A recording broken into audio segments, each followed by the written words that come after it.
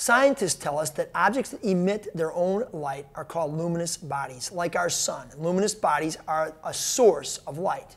Non-luminous bodies are objects that don't emit their own light. Without being exposed to the brilliance of a luminous body, you cannot see or have any light come from a non-luminous body, like our moon.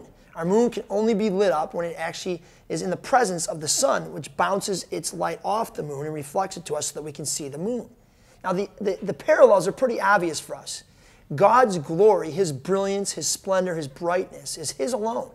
We can't really share it. We are non-luminous bodies, and God actually shines on us so that we can reflect to the world like a mirror His light. Jesus told us to shine before men. Shine before men. Why did He say that? Because He wanted men to glorify their Father who is in heaven.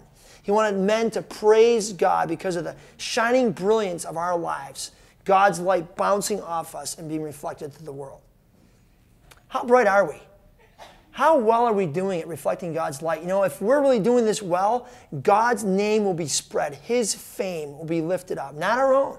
It's interesting to me how many ministries, on the face of the earth are lifting up and making God famous, not themselves.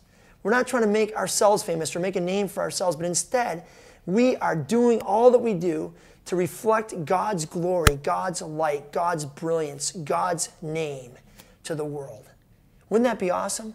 It says in my Bible that's the focus and the goal of walking the way of Jesus, so that God would be famous in the earth, that His glory would be lifted up, that people would see our lives and have no other response than to praise His name.